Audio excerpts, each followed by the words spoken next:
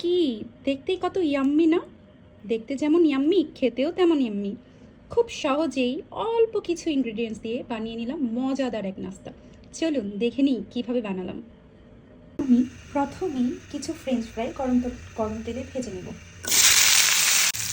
Frozen French fry ছিল আমার কাছে, আমি কিছুটা ফ্রোজেন ফ্রেঞ্চ হালকা তেলে ভেজে নিচ্ছি। এখন চুলার আঁচটা একটু বাড়িয়ে দিয়েছি যেন এটা তাড়াতাড়ি হয়ে যায়, ভেঙেও না দিই। তো আঁচটা বাড়িয়ে দিলে এটা ভাঙার কোনো চান্স থাকে না। খুব সুন্দর করে ফ্রেঞ্চ ফ্রাইটা করে নেব। এখানে আমি একটা সসেজকে কেটে নিয়েছি এবং 4টা চিকেন পপকর্ন নিয়ে নিয়েছি। এগুলো আমি পরবর্তীতে ভেজে নিব। আমি তরকারি করেছি মোটামুটি হালকা ফ্রাই করতেই হবে, যেহেতু এগুলো সিদ্ধই থাকে, বেশি ভাজার প্রয়োজন নেই। এখন আমি চিকেন পপকর্নগুলোকে ভেজে নিচ্ছি। যেহেতু আমি একাই খাবো তাই অল্প করে বানাচ্ছি। আমি খুব সুন্দর করে চিকেন সসেজ, ফ্রেঞ্চ ফ্রাই এবং চিকেন পপকর্নগুলোকে ভেজে নিলাম, সাথে কিছু চিজ গ্রেট করে রেখে দিলাম।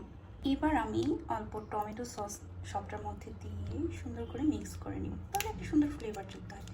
এই জন্যই আর কি টমেটো সস দিয়ে মিলিয়ে নিব। একটা ফ্রোজেন পরোটা জাস্ট হালকা একটু ভেজে নিব।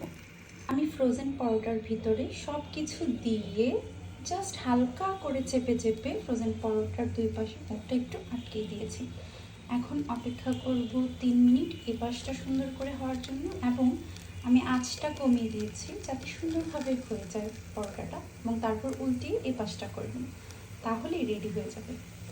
আমি চুলার আঁচটাকে এইভাবে রেখেছি এবং ঢাকনা দিয়ে ঢেকে দিয়েছি। অপেক্ষা করব 3 মিনিট। 3 মিনিট পর আমি উল্টিয়ে দিলাম।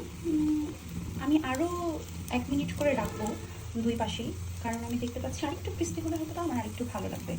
যাক, আর এখানে আসলে আরও অনেক কিছু অ্যাড করা যেতে পারতো, পেঁয়াজ, তারপর গাজর, তারপর ক্যাপসিকাম, মেয়োনিজ, বাট আমি যেহেতু বলেছি আমি খুবই শর্টকাটে এবং খুবই অল্প সময়ের মাঝে কোনো কাটা বাছা ছাড়াই একটা কিছু বানাবো নাস্তা হিসেবে, তাই আমি এই সহজ পদ্ধতিটা অবলম্বন করেছি। আপনারা চাইলে ওগুলোও অ্যাড করতে পারেন, আরও মজা হবে।